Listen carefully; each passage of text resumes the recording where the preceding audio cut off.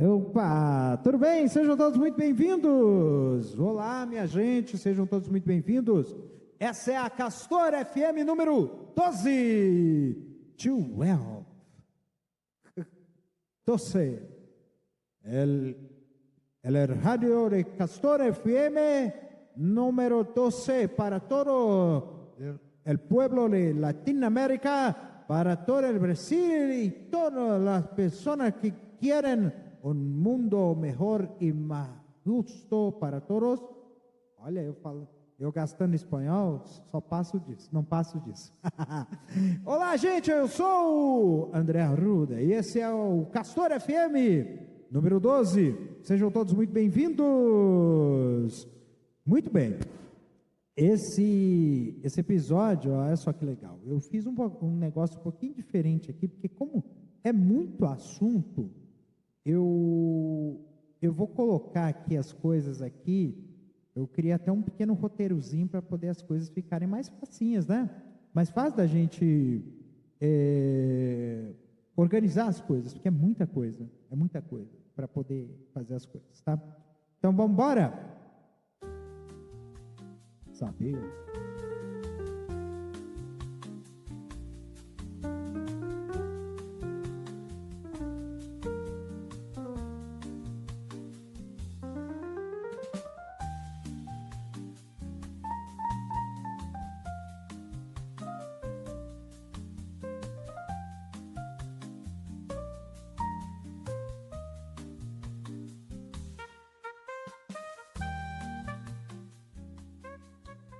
8h03, horário daqui mesmo.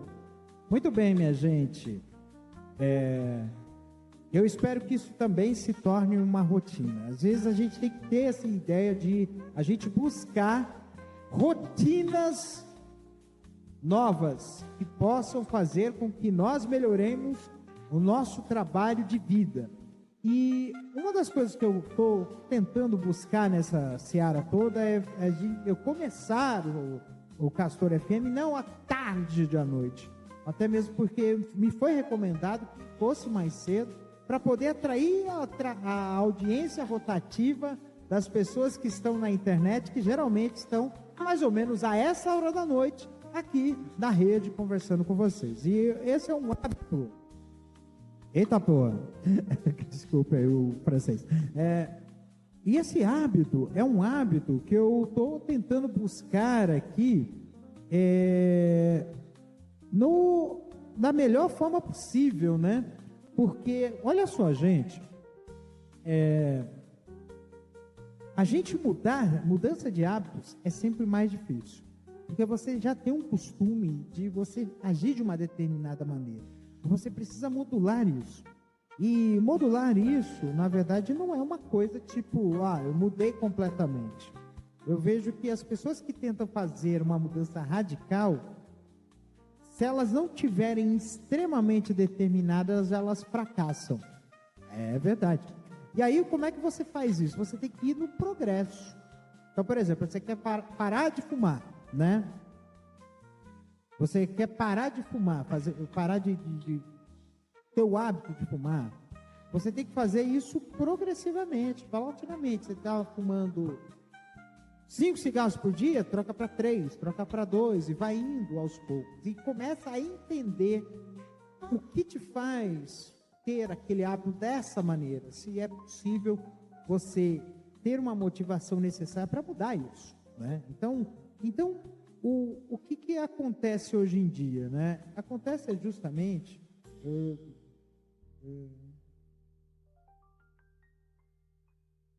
porque eu esqueci do repete. Senão vai dar ruim aqui quando eu for trocar de música. Então, assim, gente, e aí a questão do hábito é um ponto que você vai ter que agarrar aqui, daquela maneira, para poder a gente buscar uma solução, algo que você consiga mudar, né? Você precisa modular isso, para você chegar do outro lado. Então assim, inclusive, você tem que ter essa questão de tolerância à falha. Você quer mudar? Você tem interesse em mudar? vai ter momentos que você não vai conseguir mudar daquele jeito que você gostaria. Então você vai ter que tentar, insistir até conseguir. Isso é uma coisa que vai fazer com que você consiga atingir o seu objetivo de vida, né? É uma coisa que você precisa ter consciência. Se você tiver essa consciência, nossa, vai ser muito mais fácil para você. Então, gente, tenham essa noção de você fazer essa transformação paulatina, tá? Essa mudança aos poucos, para que você consiga chegar aos seus objetivos de vida, tá? E às vezes é difícil mesmo você vencer um costume. Você se acostumou de uma determinada maneira, então você tem que mudar. Você tem que fazer isso aos poucos. Isso requer insistência, persistência, foco no objetivo, né? Nem sempre isso é possível, né? Mas ora, né? Acho que a gente precisa ser água que vai batendo na pedra até furar, né? Porque é assim que a gente vai conseguir chegar dentro dos nossos objetivos de vida, dentro das nossas coisas, a gente conseguir as coisas que vão nos transformando para que nós consigamos chegar aí aonde a gente queira chegar, tá? Então, esse é o recado inicial de hoje. Eu espero também ter, porque não pode ser aquela história, né? Casa de ferreiro, espeto de pau. Eu tenho que também seguir os meus próprios conselhos, né? É lógico, né? Como é que eu vou... talvez o melhor ensinamento do mundo que você possa dar a alguém é o exemplo. Se você dá o exemplo, né, um bom exemplo para outra pessoa, é quase certo que você vai conseguir chegar ao que você deseja, ao que você precisa, ao que você almeja na vida. Então, alimente isso, alimente essa possibilidade. Se você tem algum costume que te incomoda, que faz com que você queira mudar, mude. Mas mude aos poucos, não precisa mudar tudo de uma vez.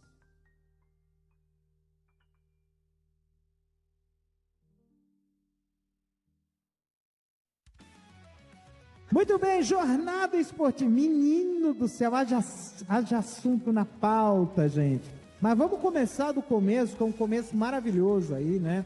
O atletismo brasileiro é um atletismo maravilhoso. Já tem história de vários artistas da arte do atletismo, né? Que fizeram muitas histórias, e nós temos mais um brasileiro, inclusive um brasileiro do Distrito Federal, de Sobradinho, que fez história nessa semana no Mundial de Atletismo. 2 medalhas, uma medalha de prata e uma medalha de ouro, conquistada ontem, na modalidade da marcha atlética. Trata-se de Caio Bonfim. Caio Bonfim venceu ontem uma prova de 20 quilômetros da marcha atlética.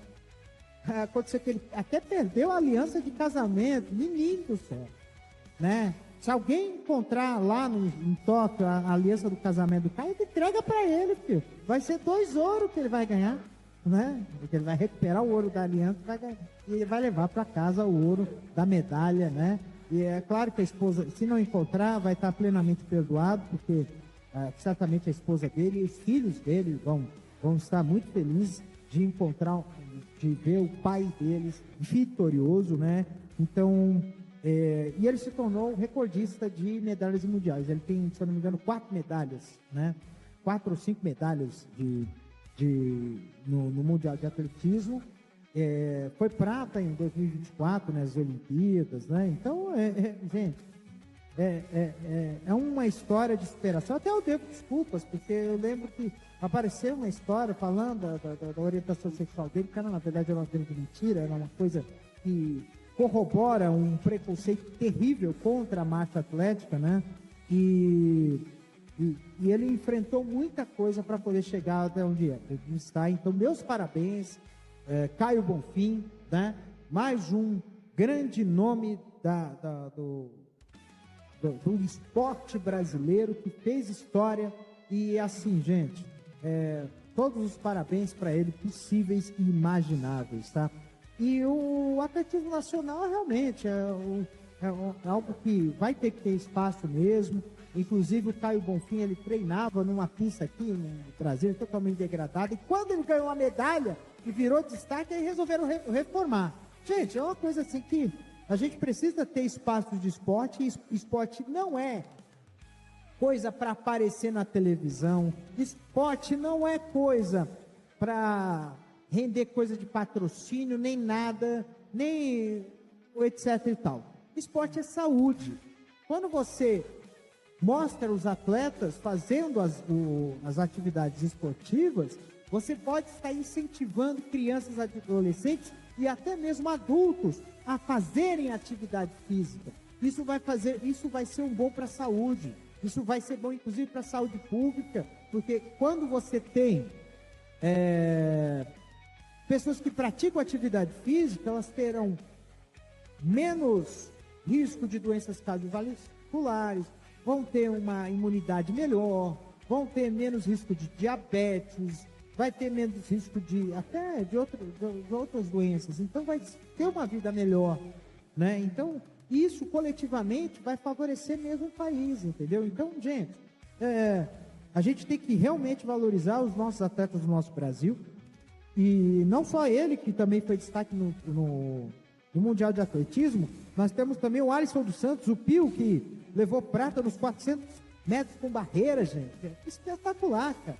É algo muito maravilhoso de ver os nossos atletas brasileiros representando bem o nosso esporte, e isso vai ser muito bom para todos nós. Olha, muito parabéns a todos os nossos atletas que estão fazendo muito bem o trabalho que não é fácil mesmo, né? Por outro lado, o Mundial de Vôlei Masculino, nós tivemos aí um vexame, um sonoro vexame, e foi um vacilo total. O Brasil estava 100% na competição, só dependia de se ganhasse um set só contra a Sérvia, já garantia a classificação. Perdeu por 3-0, ficou dependendo de resultado, de que a República Dominicana não ganhasse da China, e no fim perdeu, quer dizer, ganhou de 3-0, e no fim das contas o Brasil voltou para casa. É claro que também a gente tem que lamentar, né, porque a mãe do técnico Bernardinho faleceu enquanto ele estava em competição, então foi uma tristeza muito profunda, mas talvez seja o momento de a gente rever os pontos, né? Eu acho que não é questão de mudar as peças, acho que talvez é mudar postura, filosofia, né? De tentar buscar aí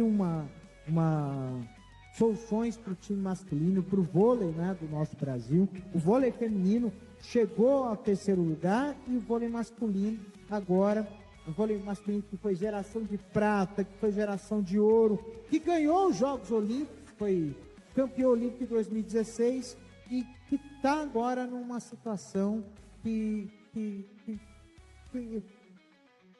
a gente não quer dizer que seja uma situação de decadência, mas é uma situação que precise de mudar, né? Acho que talvez precisa fazer uma mudança, e é uma mudança que talvez que passe por uma questão de preconceito. Porque eu vejo que, por exemplo, as mesmas figurinhas carimbadas ali, e jogadores muito bons que talvez por uma questão de muito preconceito não estão sendo chamados para jogar aí a seleção brasileira de vôlei. Entendedores entenderão. Então acho que talvez seja um momento de ter uma melhor abertura, de uma melhor revisão aí da situação do vôlei masculino no Brasil, tá? E aí nós tivemos essa semana muitos times brasileiros não jogaram. Acho que a única exceção foi o Botafogo, com a sensação do campeonato brasileiro, que é o Mirassol, e foi a coisa que dentro de foi uma coisa assim que é surreal. O Botafogo fez 3-0 no primeiro tempo, em 15 minutos no segundo tempo o Mirassol fez 3 gols, empatou o certame, quase ganhou. né? Quase virou o jogo, então uma coisa assim que você fala assim, o Mirassol virou a sensação do campeonato. Será que na primeira participação na Série A já vai ter Libertadores no ano seguinte?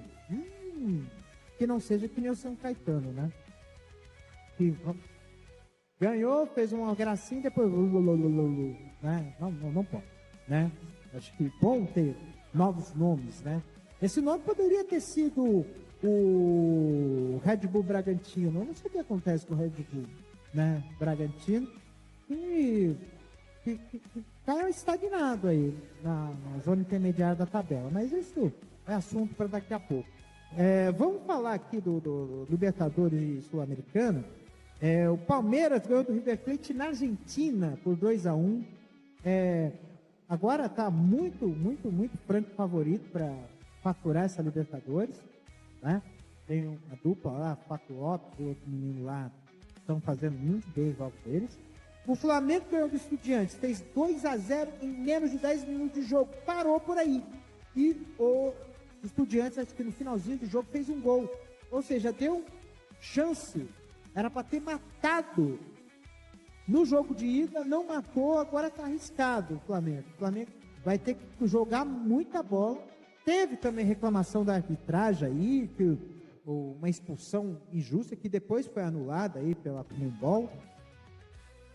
É uma coisa aí que vai ter que se discutir aí, tá? O São Paulo perdeu para a LDU de Quito em Quito. Vai jogar um clássico aí contra o Santos amanhã com time misto, porque tem que reverter uma desvantagem de 2-0 construído lá, né?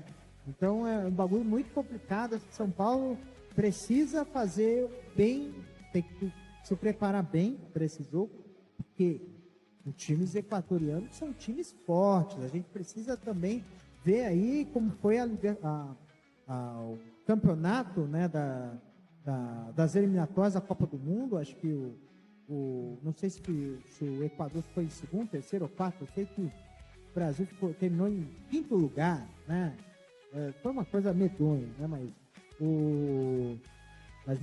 o Equador está com um futebol muito vistoso e pode ser um time muito surpreendente na Copa de 2026. E aí, por isso, tem que ficar esperto aí. O Fluminense perdeu fora de casa, também precisa correr atrás do resultado. E olha só que curioso, né? O Fluminense...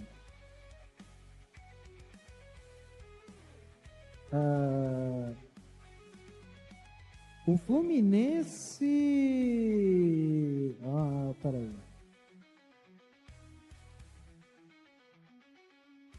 Ganhou do Vitória mais cedo, à tarde, 1-0, né? No Barradão. Acho que isso já pode credenciar o Vitória a ficar cada vez mais perto da degola, né? Porque perder em casa e um time que o Fluminense está se preparando para um jogo de Sul-Americana, realmente vai ser complicado mesmo. O Botafogo está ganhando, neste momento, o Botafogo está ganhando do Atlético Mineiro, 1-0, recuperando-se lá do meio de semana, né, que foi contra o Mirassol. E Bahia e Ceará estão 1-1, o Ceará ameaçado, o Bahia procurando chegar perto do G4, né? Mais tarde vai ter Palmeiras e Fortaleza. Fortaleza. Está ameaçado de rebaixamento aí, é uma coisa complicada. Fala em Atlético, né? O Atlético está jogando contra o Botafogo nesse momento, está perdendo, mas empatou, cedeu um empate fora de casa, depois de abrir 2-0, né? Então isso é uma coisa que também é preocupante, né? Eu acho que, sim, o Atlético poderia ter saído com uma boa vantagem. O São Paulo e o Fluminense vão ter que correr atrás mesmo, vão ter que garimpar muito para poder buscar essa vaga.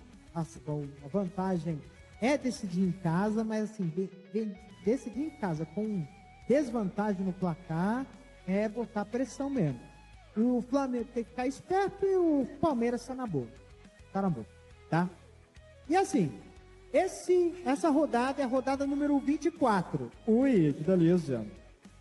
Do Campeonato Brasileiro, e vai ter muito clássico. Vai ter Grenal, vai ter Flamengo e Vasco e vai ter Santos e São Paulo. Todos os jogos amanhã, tá? Tirando isso, Vitória e Fluminense, que deu Fluminense. Sport Corinthians, Sport lanterna do campeonato, vai jogar em casa contra o Corinthians, né? Palmeiras e Fortaleza, vai jogar daqui a pouco, também é complicado. O Cruzeiro vai jogar com o Red Bull Bragantino. Então vão ser jogos aí que vai dar o que falar aí. Então assim, os destaques vai ser os clássicos, né? Flamengo e Vasco vai ser um clássico porreta, vai ser bem disputado. Grenal, dois times que não estão jogando bem e vão ter que fazer, tem que se fazer. E Santos São Paulo, que o Santos ameaçado de rebaixamento, sem Neymar, para variar, né? Seguindo aqui a canção, nós temos aqui a Copa do Brasil Feminina, a quarta fase, né? Quem venceu? Quem passou? Palmeiras, São Paulo, Corinthians e Bragantino, né? Times paulistas, dominantes, como sempre, né? E aí nós vamos ter aí um majestoso no feminino, São Paulo e Corinthians, Palmeiras e Sport, Bragantino e Bahia, Inter e Ferroviária, ou seja, vai ser jogos das quartas de final que estão definidas. E aí é o seguinte, o Corinthians já é campeão brasileiro. Se ganhar a Copa do Brasil, no ano que vem vai ter a Supercopa Feminina e vai disputar a Supercopa Feminina com quem? Com o Cruzeiro. Se ganhar a Copa do Brasil. Se não ganhar a Copa do Brasil, vai ser Corinthians contra quem ganhar a Copa do Brasil. Olha só, já pensou? Então assim, vamos ver, né? O Corinthians se tornou um time muito copeiro, né? Tanto é que assim, a gente vê que foi a campanha do Corinthians, campeão do Brasileirão Feminino, né? Não foi o primeiro lugar, foi o segundo lugar, né? Quem foi o primeiro lugar foi o Cruzeiro. Mas, como um detalhe, né? O Cruzeiro não tinha ganho do Corinthians. O Cruzeiro foi o único time que não ganhou. Acho que o Corinthians perdeu alguns pontos pelo caminho, né? Acho que perdeu para São Paulo. Perdeu ponto para São Paulo, para Ferroviária, para Palmeiras, para Flamengo, essas coisas assim. E no fim das contas, cresceu nas fases de mata-mata, né? E foi campeão, né? Então vai ser um torneio interessante. É o retorno da Copa do Brasil Feminina. Isso é muito bom, né? A gente ter uma estrutura, né, de Copa do Brasil, né?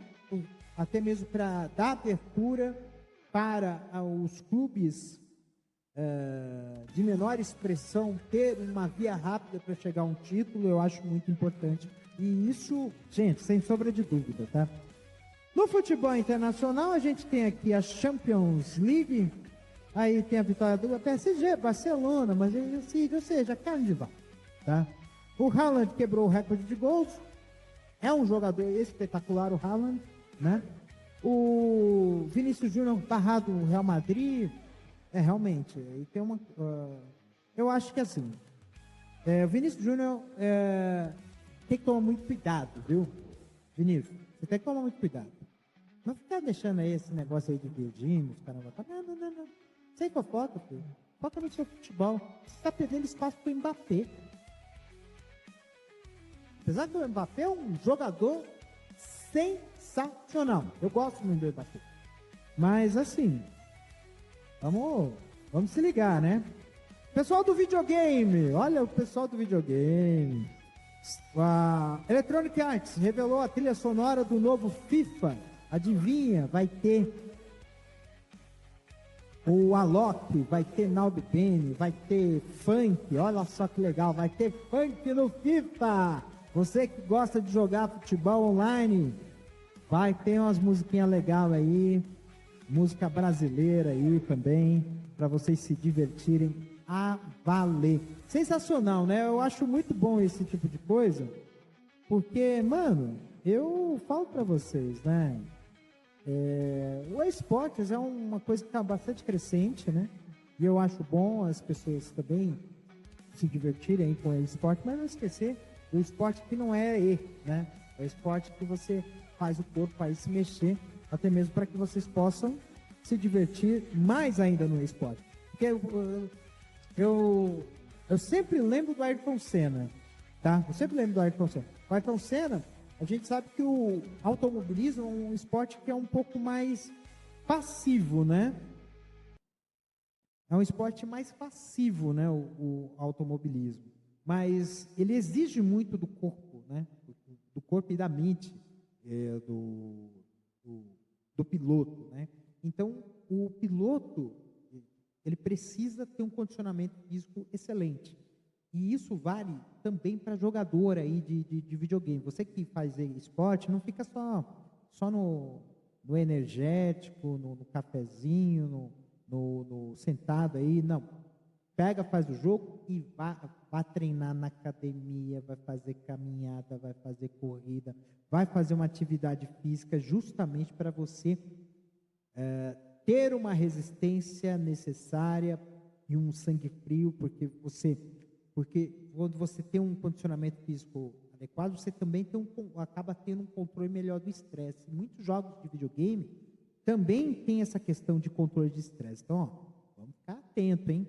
Vamos ficar atento. Vamos fazer atividade física além do game, tá? Fica a dica. Muito bem, muito bem. São 8 horas e 27 minutos. Horário daqui mesmo, menino do céu. E com o roteiro já tem meia hora de programa, quase. E talvez a gente passe de 1 hora de programa, porque, cara, vai ser o programa falando aí do noticiário. Porque, meu amigo,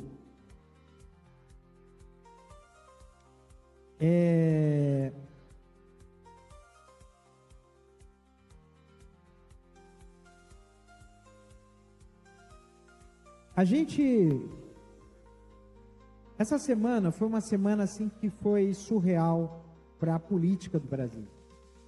Numa tacada só, o Centrão e a extrema-direita de mãos dadas aprovaram, numa tacada só, uma PEC que faz uma blindagem dos deputados e senadores, dos parlamentares. E isso estende aos presidentes de partido. Olha só que absurdo. Significa o seguinte: se você é um deputado e você cometeu um crime, inclusive em flagrante, você só pode ser preso, ou você só pode ser indiciado, se o Congresso concordar. Só isso. Fazendo aquele paralelismo com o pessoal lá do futebol, é como se o cara só pudesse receber cartão amarelo ou vermelho se o time do cara que cometeu a falta, a infração, concordasse. Você já pensou numa coisa dessa? E assim, eu acho, assim, tem coisas que muitas vezes eu critico, porque existem peixes grandes que vão passar por um julgamento e tem protelações infinitas, manobras que fazem com que... Putz, grila... Agora lascou. Manobras que fazem com que você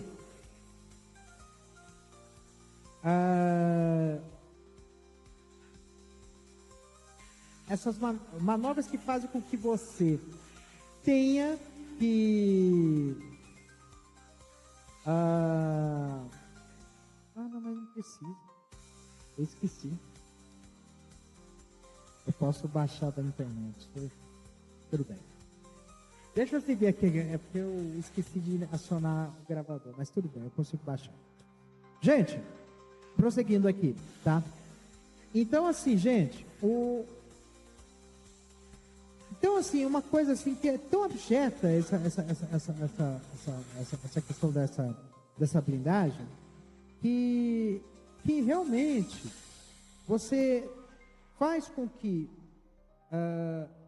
certas situações se tornem um absurdo total. Então a gente vê, por exemplo, essa questão da leniência com os peixes grandes, contrato grandes advogados. Qualquer que não tem a possibilidade de ter aí uma defesa adequada, às vezes vai para uma prisão por estar usando baseado ou porque roubou um pacote de arroz no mercado. Então, esse tipo de coisa é o que vai lascar a vida da gente de uma forma tão lascada que a gente precisa realmente mudar essa condição. Não tem como a gente aceitar do jeito que está. Não tem como, tá?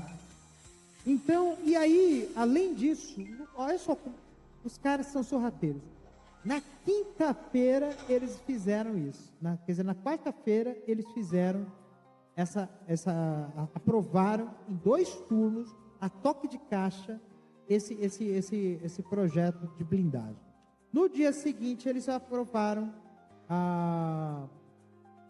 eles derrubaram um destaque, e pior, né? Para piorar, né? Esse destaque era que impedia de que o voto para poder impedir ou não o deputado bandido de ser indiciado fosse secreto. Olha só, para piorar, voto secreto. Para dizer que para dar a oportunidade de nem saber quem foi o deputado que salvou a pele de bandido. Para você ver como o negócio é lascado. E aí, no fim das contas, no dia seguinte, eles aprovaram o regime de urgência da PEC da anistia, né? Então, gente, a gente sabe que a mobilização nas mídias sociais está enorme, a mobilização das pessoas está gigantesca, e tem um ponto aqui, né? Dentro dessa história toda aqui. Segue. Que a gente está tendo aí as manifestações contra a PEC da blindagem. São 33 cidades contra a anistia e PEC da blindagem que vão se organizar amanhã, no dia 29, incluindo 22 capitais. Vai ter manifestação em São Paulo às 2 horas no MASP, vai ter manifestação em BH, na Praça Rui Soares, vai ter manifestação em Brasília, no Museu da República, às 9 da manhã, eu vou estar lá. Vai ter em Recife, Fortaleza, Salvador, com a Daniela Mercury. Vai ter em Curitiba, Porto Alegre, Florianópolis, Belém, Manaus, Macapá, Porto Velho, Uberlândia, Ribeirão Preto, Bauru, Santos. Vai ter mobilização contra a PEC da blindagem, tá? Então, gente, e ainda tem essa história aí dos deputados aí, né? Vai ter, no Rio de Janeiro vai ser em Copacabana, tá? Então, vai ter aí, e o lema dos protestos é o Congresso Inimigo do Povo, tá? Então, a gente precisa, e assim, uma grande quantidade de artistas estão clamando aí, no Instagram eu compartilhei aí diversos artistas aí, Caetano Veloso, a Débora Bloch, a Rita Van Hunt, todo mundo vão fazer essas mobilizações, e a gente precisa fazer o seguinte, nas ruas, nas redes e no voto, tá? Porque apenas 5% dos deputados do nosso Brasil foram eleitos com seus próprios votos. A maioria votou ou foi eleito com os votos do quociente eleitoral. E, gente, é uma coisa assim que a gente precisa ficar esperto, porque muitas vezes o cara se paga de bom moço. Eu estava vendo ali a dona Damares, com posição, eu sou a favor de travesti, não sei o que, eu sou contra a PEC da blindagem, não sei o que, das coisas. Gente, vamos ficar esperto, porque na verdade ela mudou de posição, mas ela mudou de posição por uma questão estratégica. Ela sabia que ela estava menos cotada para se reeleger senadora o ano que vem, e ela vai querer porque se dessas posições um pouco controversas da senadora Damares, você acha que o PL já não teria ter punido ela pelas posições que ela esteja fazendo agora, neste momento? Eu estou achando, está um pouco estranha essa história. Por isso que a gente tem que ficar esperto. Gente, vamos prestar atenção. Fica a dica. Olhe o partido ao qual pertence esse candidato. Se for partido do Centrão, PL, PR, PSD, essas coisas, por mais simpático que o cara for, por mais engraçadinho que o cara for, por mais de pautas bonitinhas, tem muito aqui que vai dizer, eu sou o deputado do PET, eu sou o deputado dos bichinhos, eu sou o deputado disso, o deputado daquilo, das coisinhas, que são pautas que não são pautas que têm uma questão política mais forte. São pautas que acabam sendo consenso geral. Acho que todo mundo quer defender a natureza, todo mundo quer defender os bichinhos, mas o partido a qual esse candidato, essa candidata pertence, é um partido que vai votar blocado contra o Brasil. Então, se eles estão votando blocado, gente, nós temos que votar blocados também. Nós temos que exercer o nosso entendimento de voto classista. Eu sou o candidato do Uber. Quando vai ver o partido PL, pau no cu. Desculpa o termo chulo, desculpa o palavrão, mas é a verdade. Onde já se viu o cara, eu sou deputado do Uber? É o deputado do Uber que vota pela precarização dos Ubers. Isso é bonito? Não é bonito. Entendeu? Eu sou o deputado da igreja. Aí qual o partido do Caba? PL, PR, não sei o quê. É um deputado que não quer que reduza, por exemplo, corrija o imposto de renda para que pessoas a partir de 5 mil reais fiquem isentos de impostos. Uma tributação mais justa que o rico realmente pague. Você paga você que tem carro, você paga o IPVA do seu carro. Agora o ricão não paga IPVA da iate, não paga IPVA de jet ski. É esse tipo de distorção que a gente precisa corrigir. Mas a gente precisa ter gente que tenha disposição para isso. E essa disposição não está no centrão, não está na extrema-direita, não está, nunca está. E outra, né? Temos que ter essa seguinte noção, e é uma noção muito forte. Desculpa o termo show, mas vai ter palavrão, não tem jeito. Porque eu estou muito revoltado com essa questão. A gente tem que votar em candidato que faça as coisas por quem vota neles e não para quem paga a campanha deles, tá? Temos que ficar muito atento quanto a isso, tá?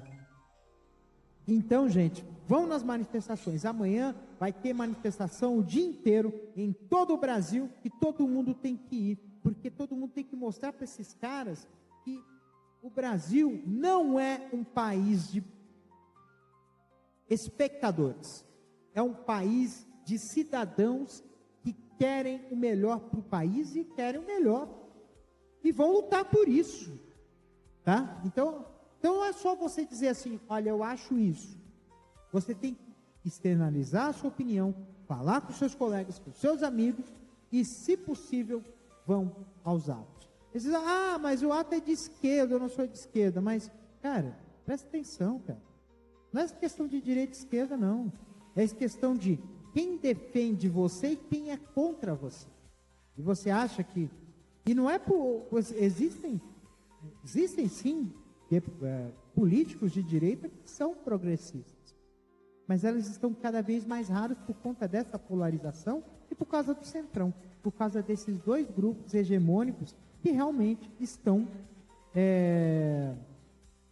sufocando uma direita que é progressista.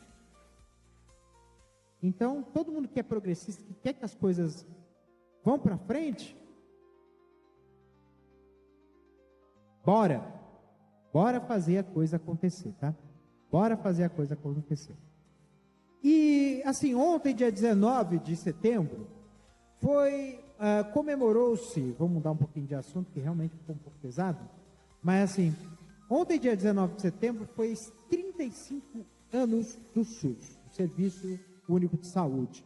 É um dos maiores sistemas únicos públicos, um dos maiores sistemas públicos de saúde do mundo, né? E eu digo vivo o SUS porque, assim, eu faço uso de PrEP por conta do SUS. A gente, até mesmo o custo da saúde particular acaba sendo menor por conta do SUS, né? Então, o SUS, ele é importante, é fundamental para ter acesso. E o SUS não é só gerir o hospital. O SUS é também a vigilância sanitária, é a Anvisa, né? É o pessoal que produz, né, remédio. A gente tem uma fábrica de mosquitos para combater a dengue. Isso é algo inovador no mundo todo. Agora está sendo distribuído uma camisinha, 2 modelos de camisinha que são caras na farmácia e que está sendo distribuída de graça no SUS, uma camisinha texturizada e uma camisinha mais fina e sensível, que é aquele efeito pele com pele, para atrair o jovem a usar preservativo. Isso é política pública, é muito importante ter isso. Então, a gente precisa ter essa questão de ampla vacinação, que foi prejudicado, não por conta da pandemia, é por conta da pandemia e do negacionismo, que fez com que ocorresse tudo isso. E agora a gente está tendo aí uma recuperação da cobertura vacinal, porque isso é importante para que a gente possa fazer com que nós possamos ter um país saudável. E aí a gente precisa ter uma integração. É a integração com o esporte, é a integração com a educação, é a integração da saúde como algo que seja presente na vida dos brasileiros. Saúde não é cuidar de doente. Saúde é cuidar de pessoas. E isso é muito importante. Ao contrário dos United States of America, que não tem sistema único de saúde, o que tinha de saúde pública, que era parte de programas de vacinação, foi totalmente destruído por um playboy que certamente o John Kennedy, a família Kennedy toda que está enterrada, deve estar se revirando no túmulo por causa desse Kennedy Jr. aí, que assumiu a Secretaria de Saúde dos Estados Unidos, fez o liberou geral, e na Flórida, eles, tão negacionistas quanto são anti-vacina, estão fazendo o liberou geral.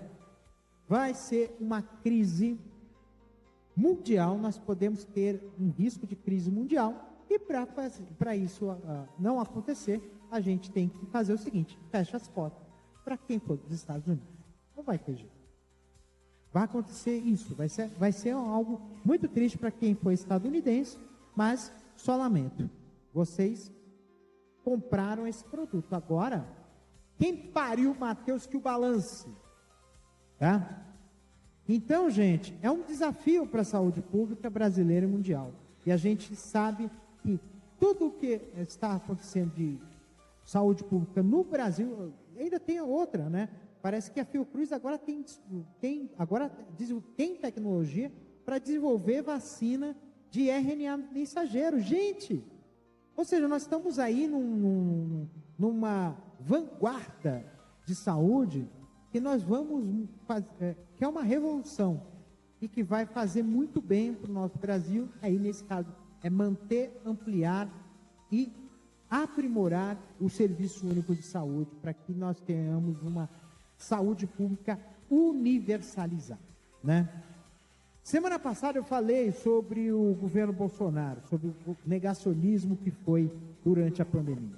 Aquilo foi a coisa tão abjeta, mas não foi a primeira vez que isso aconteceu. No início da década de 70, houve porque você viu aqueles discursos negacionistas, cloroquina, essas coisas do Bolsonaro? Então, na década de 70, o regime militar censurou a imprensa para evitar que houvesse uma espécie de alarmismo, mas a gente, quando se trata de questão de saúde, não é alarmismo, né? É realmente preservação de vidas. E houve uma epidemia de meningite na década de 70. E aí a situação chegou a ficar tão dramática, tão grave, que passou a ter uma vacinação em massa.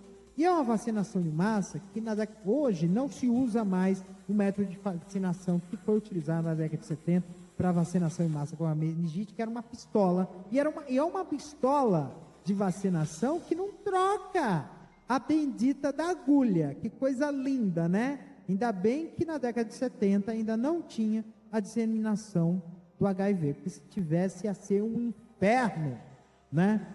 Muito parabéns aos envolvidos, né? Por esse método totalmente ineficiente, mas que foi utilizado para combater a meningite, né? E foi uma coisa que aconteceu, né? E assim, gente, é uma coisa assim que é, como diria, de enlouquecer, né? E a gente precisa ter essa memória histórica, tá? A gente não pode esquecer a pandemia. Tanto é que o Flávio Dino reabriu os inquéritos da pandemia. Era tudo que a gente queria.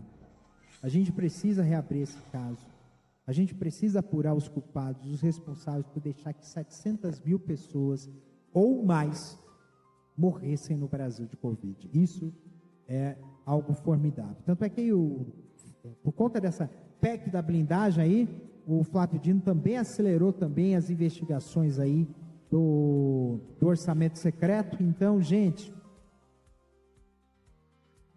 eles estão fazendo, os bandidos que estão no Congresso Nacional estão realmente estão no desespero para poder se salvar, né? E não vão medir esforços, até mesmo o golpismo eles estão usando para isso, né? A lei, essa aceleração do processo da anistia é um sintoma disso, né?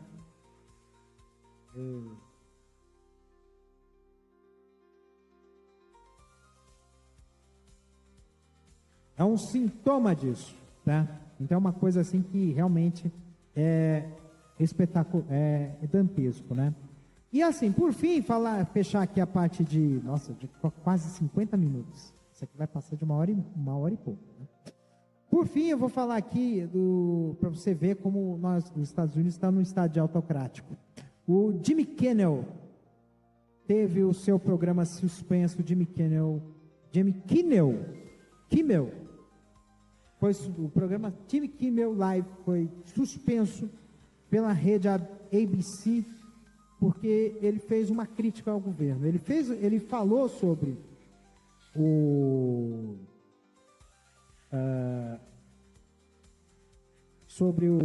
Charlie Kirk e ele fez e aí ele colocou um parênteses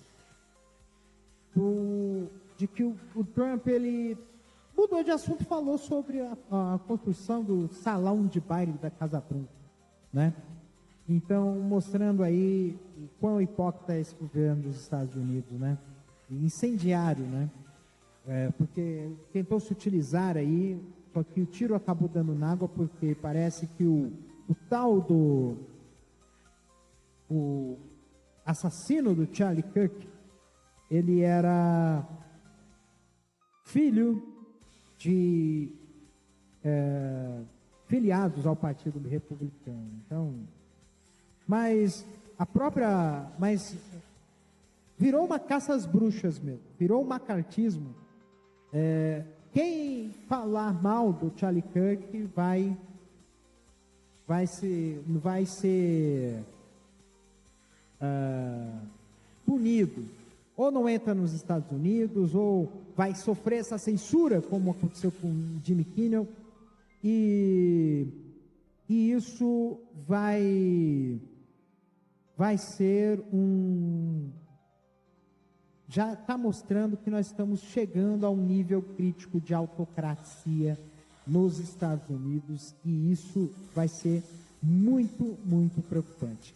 Haverá silenciamento de vozes dos Estados Unidos, né? E aí, em relação ao Charlie Kirk, eu vou fazer minha as frases do pastor Howard John Wesley, da Igreja Batista de Alfred Street, na cidade de Alexandria, no estado da Virgínia, Estados Unidos. E aí eu vou ler a frase. Me desculpe, mas não há lugar na Bíblia onde somos ensinados a honrar o mal. A forma como você morre não redime a forma como você viveu. Você não se torna herói na morte quando foi uma arma do inimigo em vida. Eu posso abominar a violência que tirou sua vida, mas não preciso celebrar a maneira como você escolheu viver. Essa frase é a frase: faço minhas as palavras desse pastor. E eu gostaria que tivéssemos no mundo, não é só no Brasil, no mundo, mais líderes religiosos que tivessem esse tipo de pensamento. Porque foi perspicaz e sábio, tá? E a fé precisa ser crítica social. Precisamos ser crítica social.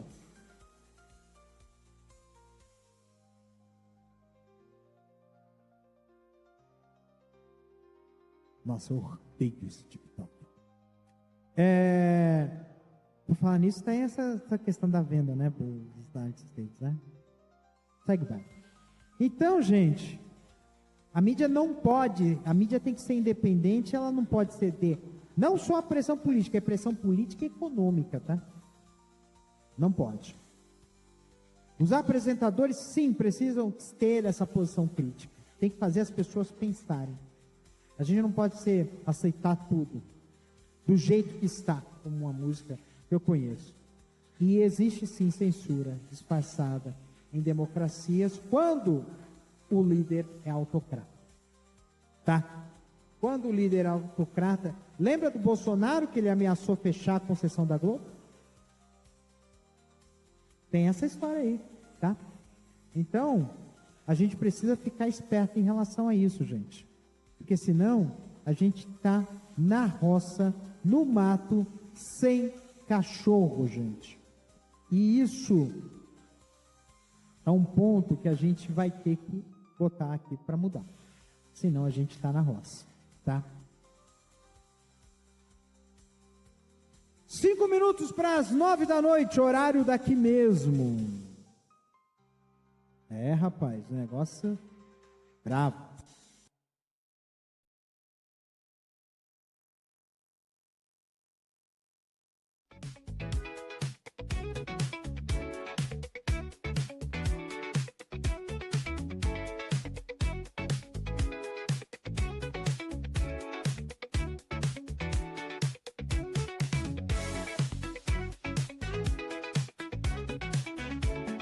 Muito bem, gente.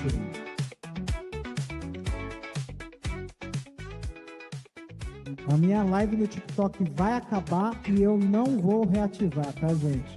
O telefone que eu estou usando para live do TikTok está em 3% de bateria, a bateria está viciada e é um modelo de telefone que eu não consigo consertar. Então, o pessoal que está no TikTok, vá para as outras redes. Muito obrigado para quem participou aí, tá? Só vou deixar até a bateria ir pro saco. Muito bem, gente. Vamos falar de cultura, porque, pelo amor de Deus, gente, vamos mudar um pouquinho de assunto, porque, mano, aguentar osso. Vamos falar de lançamentos musicais. O Gavil lançou música nova essa semana, menino. Ô, menino. Ele lançou uma música nova aí, inclusive, ele mandou uma mensagem para mim, dizendo, né, agradecendo, né,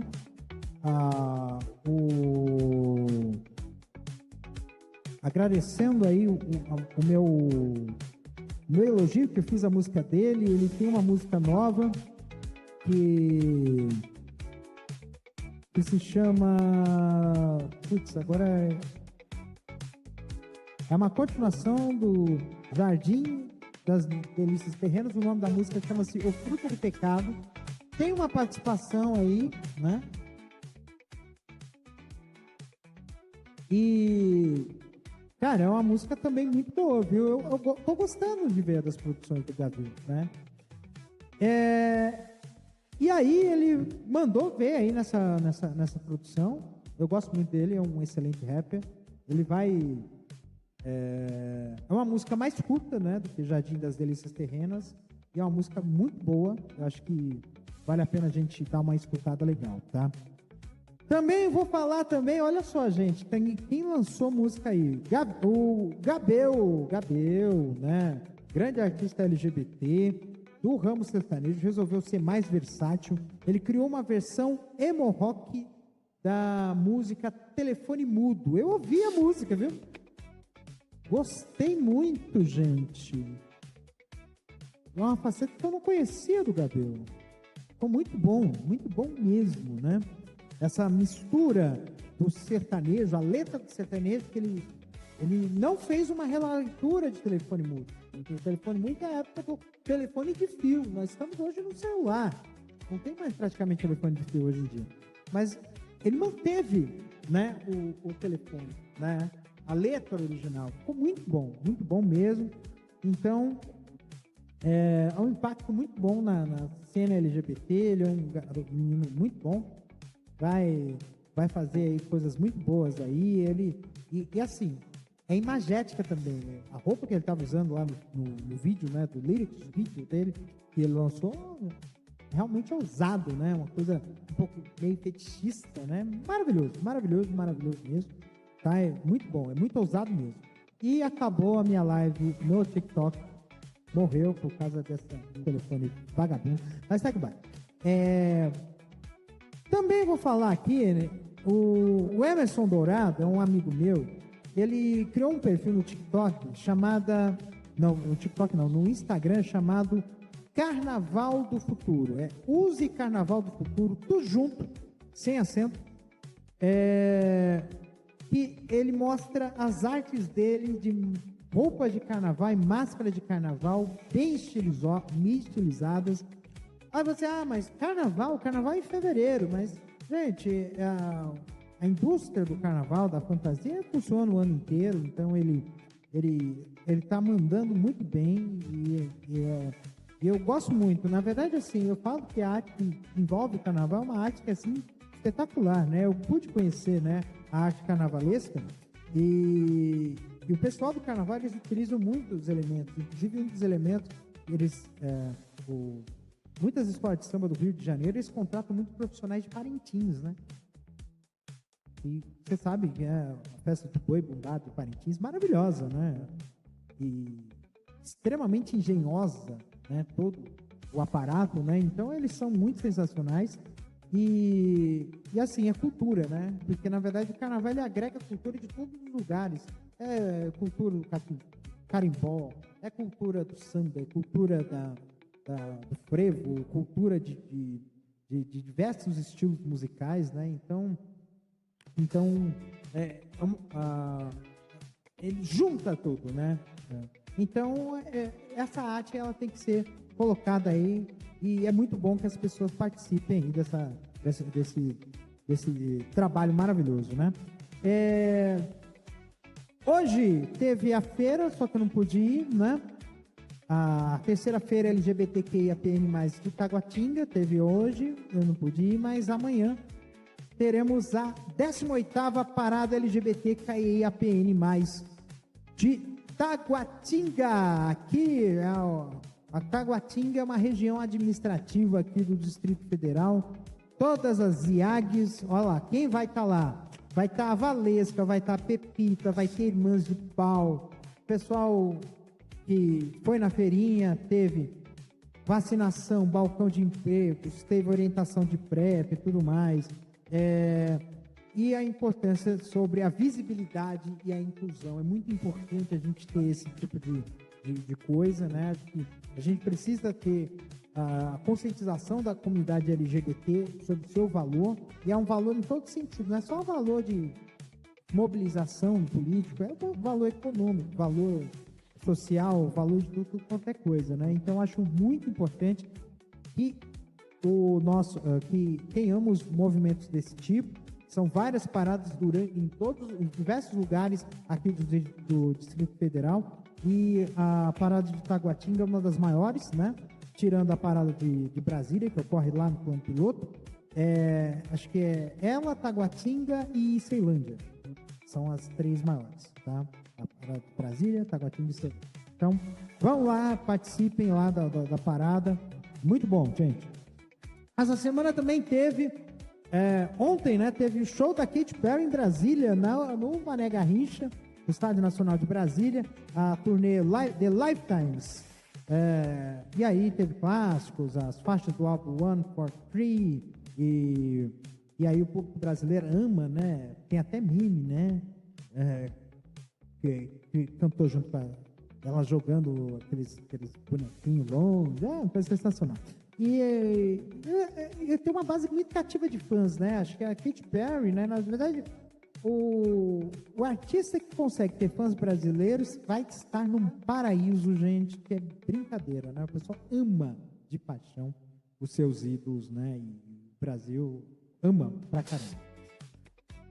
E por fim, né? Por fim, mais uma dica cultural. Eu aproveitei no precinho. Eu aproveitei uma promoção no precinho lá na Amazon e comprei esse livro, ó, que você que tá aqui, ó, Charlie, o jovem adulto, do chargista Rafael Fritzen, lá do Rio Grande do Sul. Um abraço, pessoal do Rio Grande do Sul. Esse livro é muito legal, né? Porque ele fala de uma forma muito bem humorada sobre uma fase da vida que hoje se abriu com mais força, né? Com mais definição, que são os jovens adultos, né? Num mundo que as coisas são meio precoces e que a gente é introduzido a uma quantidade de coisas, né? Então, falar sobre o fato de você deixar de ser adolescente, se emancipar de família e buscar suas oportunidades e buscar estudar ou buscar um caminho para você, é uma maneira, inclusive, de fazer com que o jovem, né, nessa condição, principalmente que a gente tem, inclusive, situações aí de pessoas na condição de nem, né, que nem estuda, nem trabalha, de buscar uma questão de um norte. Eu acho importante as pessoas terem isso, essa noção de buscar um norte, né? E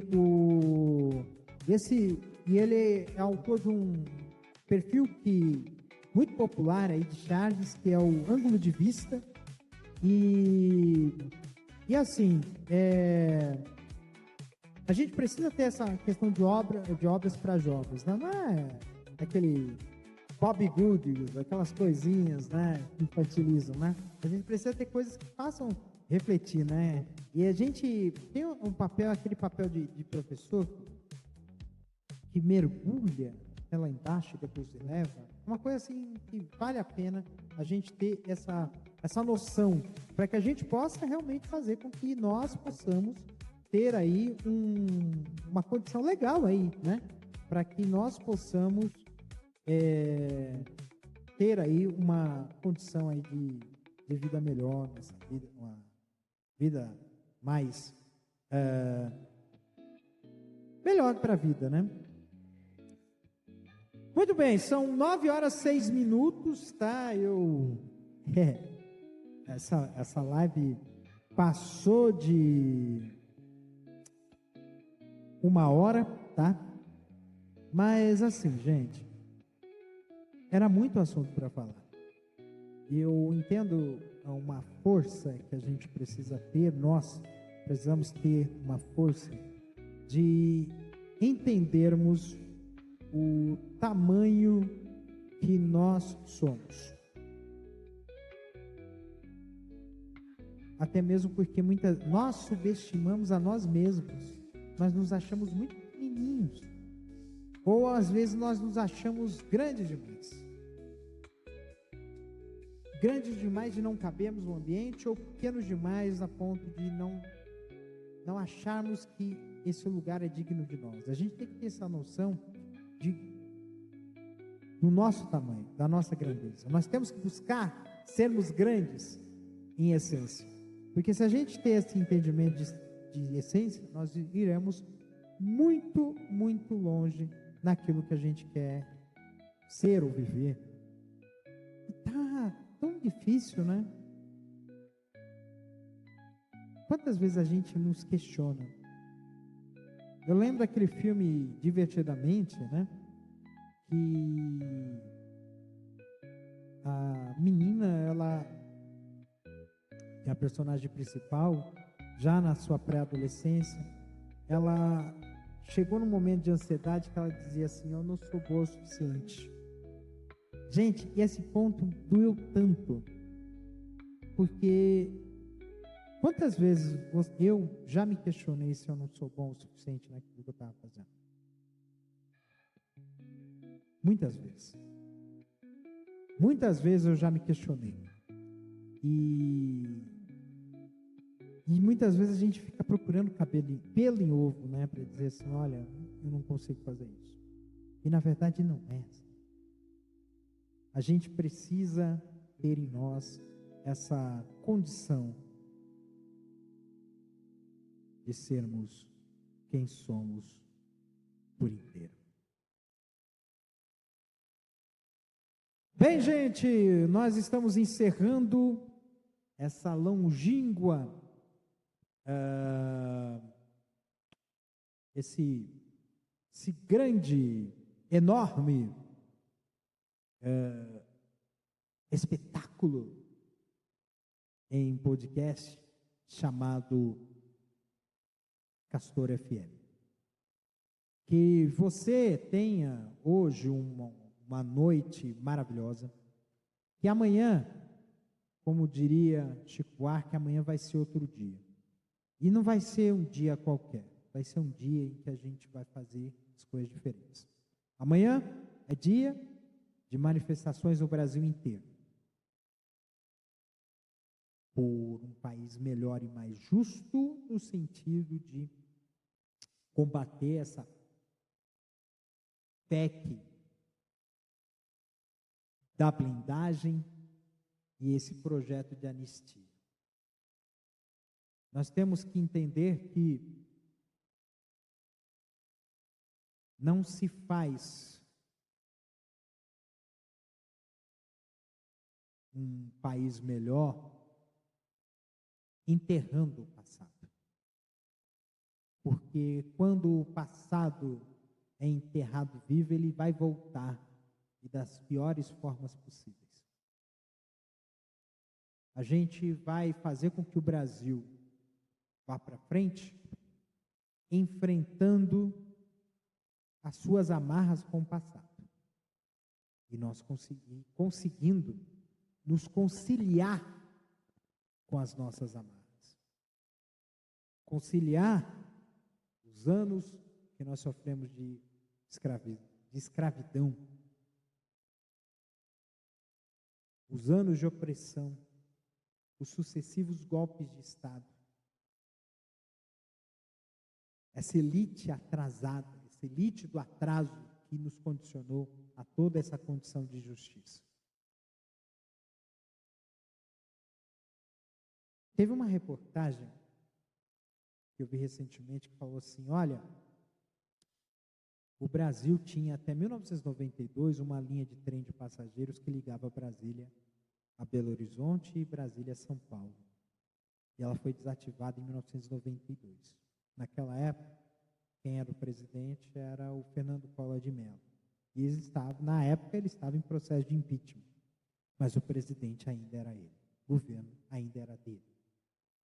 E eu entendo que se nós tivéssemos uma rede, uma malha ferroviária adequada, porque o transporte de passageiros ia manter impulsionado e investir, manter impulso e investimento nas malha ferroviária e que manteria uma grande quantidade de malhas de linhas férreas, o que permitiria, por exemplo, escoar a produção agropecuária do centro-oeste, do interior do Brasil, para as áreas de produção. E, no entanto, foi feito esse modelo de ensaio neoliberal que ocorreu lá no Chile, na época do Pinochet, e a gente sabe que quando você tem desigualdade social, o neoliberalismo funciona como um sarcófago. Ele enterra e mantém essa desigualdade do jeito que está, inclusive de forma agravada. Então não podemos, a gente só consegue dar essa liberdade que eles querem se houver justiça social. Se não tiver justiça social, não tem como você querer reduzir o tamanho do Estado. O Estado precisa ser grande para tornar tudo justo. Isso vai demorar bastante. Isso é uma coisa que a gente precisa pôr para pensar. Tá? Bem, vamos botar o fim aí nessa jornada maravilhosa. Um beijo no coração de vocês. Cuidem-se e até semana que vem com mais um Castor FM. Um beijo!